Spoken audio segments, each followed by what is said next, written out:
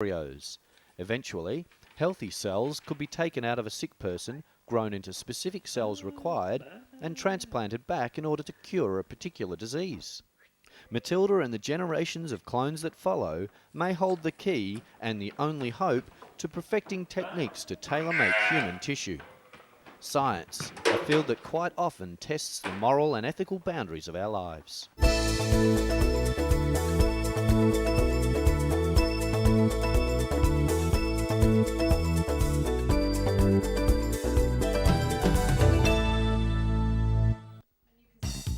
Reflective material looks like a fashion statement from the 80s. However, the use of this material is vast and could also be life-saving. This new retro reflective ink can be added to dyes and paints for use on practically anything that can be coloured.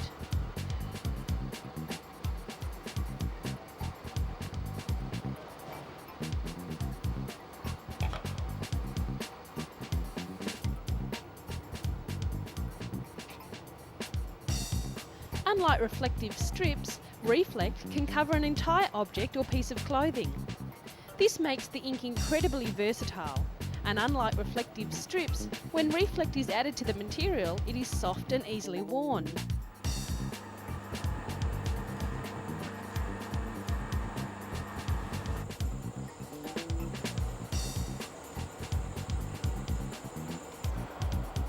The Reflect ink is made up of millions of microscopic glass beads.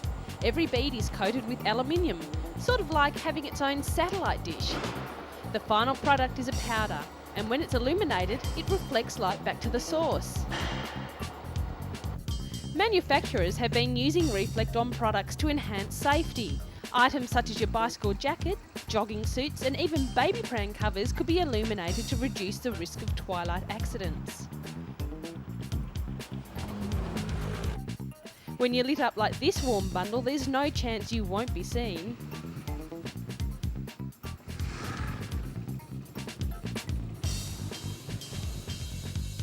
The Reflect effect has also appealed to the fashion industry with a new, trendy form of clubwear. Designers such as Gap, Polo and Tommy are using the reflective look in their range of garments. What do you think? You sure wouldn't get lost in the crowd.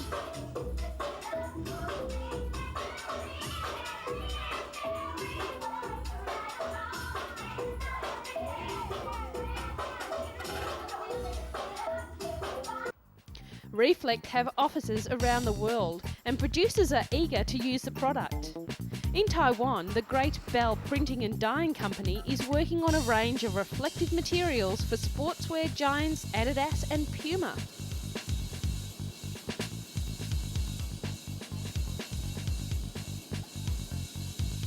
At its headquarters in Britain, the Reflect company also grinds power and produces Kelvar, an anti-corrosion coating designed to protect against sea spray and other activities that cause corrosion.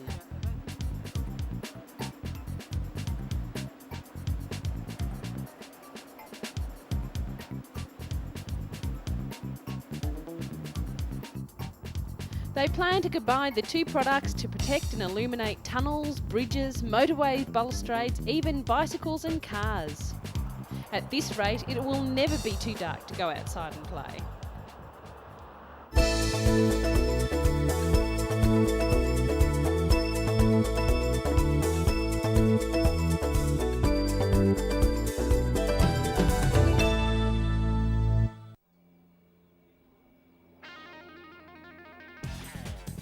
A giant Antonov 225 took off from Hostomel Airport outside Kiev recently and flew for 15 minutes before landing safely.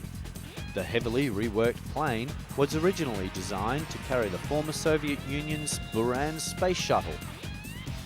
Industry experts say the AN-225, dubbed Myria or Dream, can carry 250 tons of cargo. That's equivalent to the weight of 250 small family cars, and could increase the size of that lucrative market. Test pilot Alexei Shalchenko expressed his enthusiasm after safely landing the plane. It's always nice to get a new plane in the air regardless of whether it's big or small, but a big plane always brings bigger emotions, he said. Antonov Airlines, an airline affiliated with the Antonov Design Bureau, has said the Miria could be hauling commercial cargoes by the end of the year.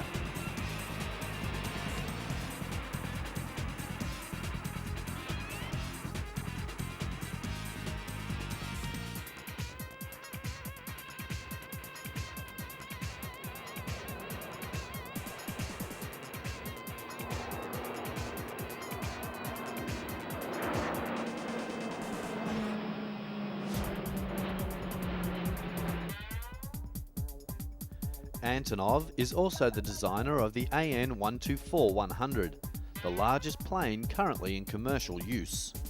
It is a 120-ton capacity freighter known as the Ruslan. The AN-124 is aimed at a niche market for super heavy and oversized air cargo, which is worth more than $200 million a year and is dominated by Russian and Ukrainian carriers. Russia's Volga-Depner Airlines, which controls the lion's share of the super heavy air cargo market, has also said it is interested in cooperating with Antonov to bring the AN-225 into commercial use. The plane, expected to make an appearance in June at the world's largest aviation industry air show at La Baguette in France, was launched in 1988 as part of the former Soviet Union's space program. Just 2 such planes were built, and only one actually flew. The turbo AN-225's wingspan is 88.4 metres, and the plane can carry its maximum cargo for up to 4,500 kilometres at a cruising speed of 800 to 850 kilometres per hour. With a lower payload of 150 tonnes, the range extends to 7,000 kilometres. Cargo can be carried both inside and outside the aeroplane. The attraction was huge and visitors came from far and wide to see this mighty beast take to the air. Keep your head up, it might just be flying your way soon.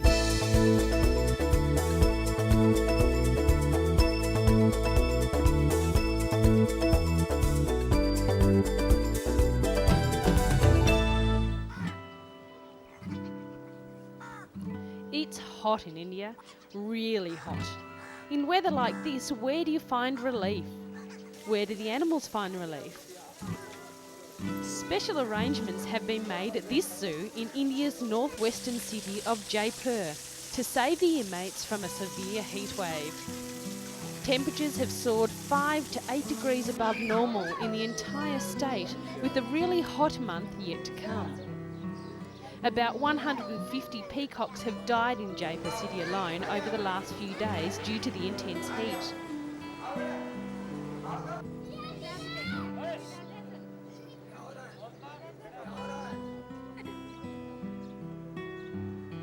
Zoo authorities have been sprinkling water at regular intervals to keep cages cool.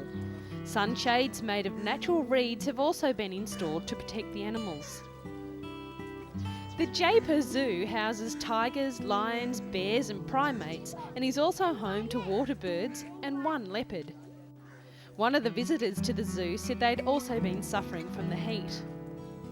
A veterinary doctor has also been called in and electrolytes have been added to the drinking water of the animals to protect them from dehydration.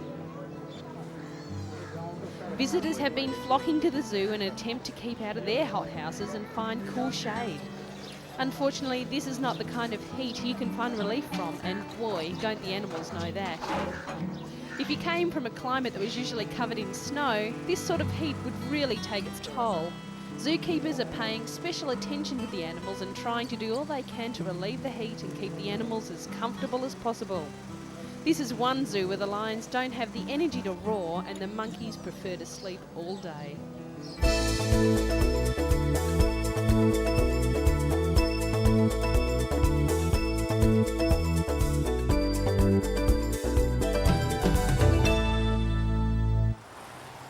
Scientists in the United States, working together with colleagues in China, have been studying the first dinosaur fossil to be found with a fully intact body. Scientists have identified it as being a dromaeosaur, a dinosaur thought to be the most closely related to birds. The dromaeosaur was a quick-moving dinosaur associated with the velociraptor and to the Tyrannosaurus rex. It belongs to a group of dinosaurs called theropods, who are two-legged predators with sharp teeth. The bird-like dinosaur was unearthed by farmers in a fossil bed in China recently. Dr. Mark Norrell, chairman of paleontology at the American Museum of Natural History, said the fossil was the first non-avian dinosaur with full body covering to be found. He said, "For the first time we have a non-avian dinosaur and we know what its complete body covering looked like. It was a body covering that was really fluffy, and it looked like a dust mop with big sprays of feathers coming off the entire thing." Norrell said the dinosaur probably had very bird-like behaviour. He described it as being highly agile, highly active, probably highly intelligent. The dromaeosaur find is the highlight of Norrell's career. He was very happy to see it and thinks it is the most exciting thing that has ever happened in his career as a paleontologist. One of the wonderful things about being a scientist is getting to discover totally awesome things like this.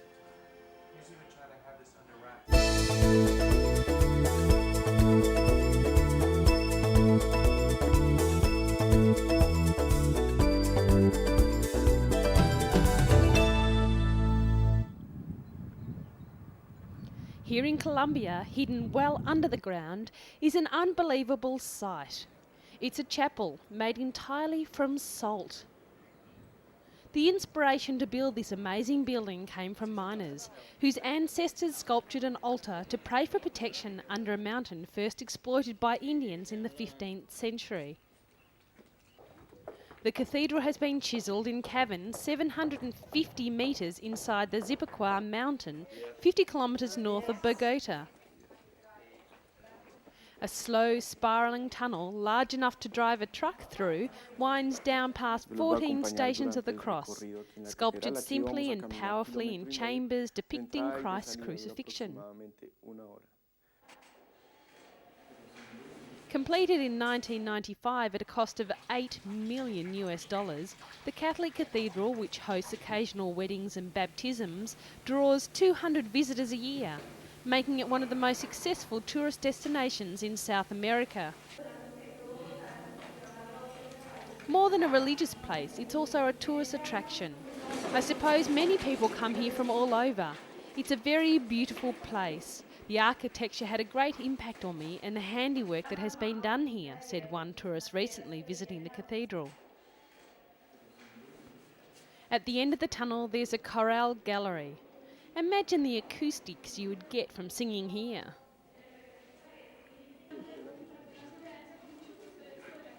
The salt inside the Zipaquirá mountain is white when moist with trickling water, but mostly it's grey-black and feels like typical stone.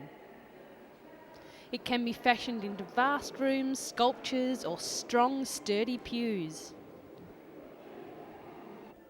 Directed by local architect Jose Maria Gonzalez, more than 100 sculptors and miners laboured for 4 years inside the salt mine, blasting chambers, chiselling rock and smoothing the crystallised salt into a majestic and peaceful place of worship.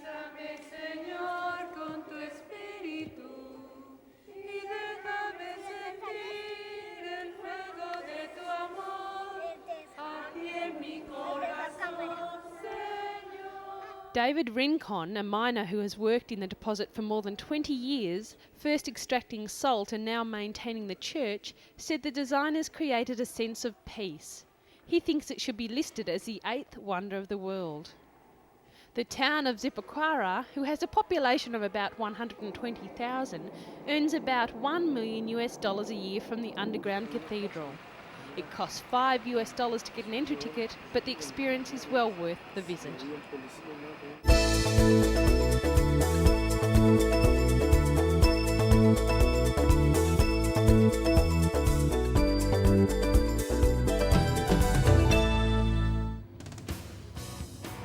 Here at the Moscow Zoo, these giant walruses are about to meet their very first dentist.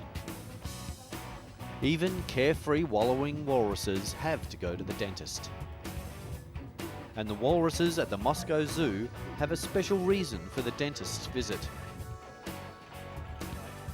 With not a care in the world, the deep-sea divers entertain the crowd, while the team from England embarked on a medical masterpiece. The walrus's family name comes from the ancient Greek word meaning one who walks with his teeth. Very appropriate really, when these guys need a special dental visit to keep them in tip-top condition. The walrus's tusk is like a modified canine tooth that grow from the upper jaw throughout the walrus's life. 1/5 of its length is hidden in the jaw. The longest tusk ever recorded was 94 centimetres long and 27 centimetres in diameter and weighed over 5 kilograms. That's one long tooth.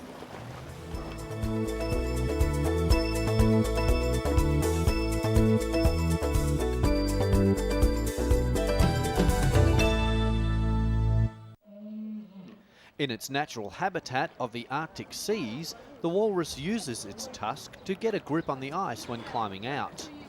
In a concrete pool, though, the tusks were getting broken.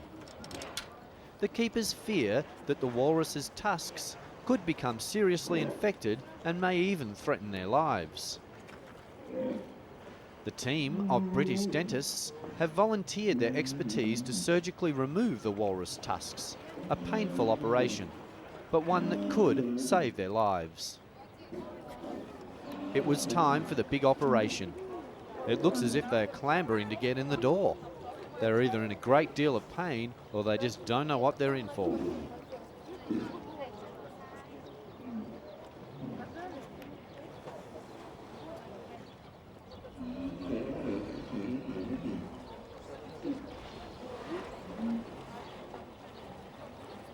The team, headed by Peter Cortez, specialises in fang and claw patients. But even this operation is unique for them. They had to study the particulars of the walrus's anatomical structure, invent new instruments, and think up new methods for removing a tusk.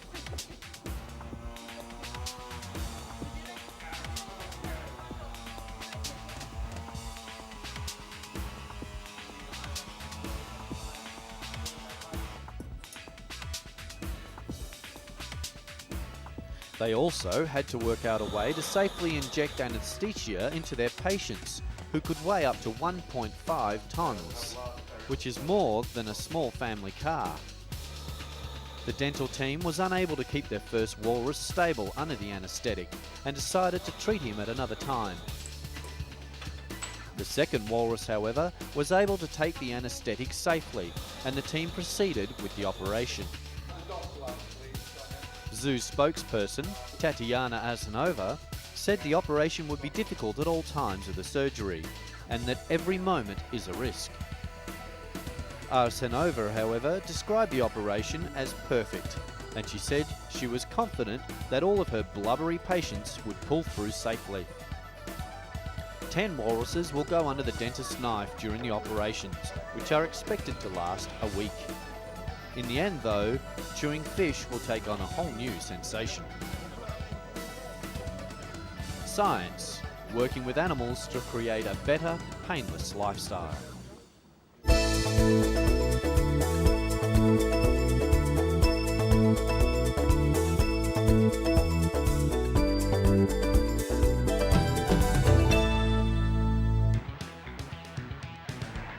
These beautiful, graceful sea turtles are at a great risk of being eaten, not only by other sea animals, but by humans.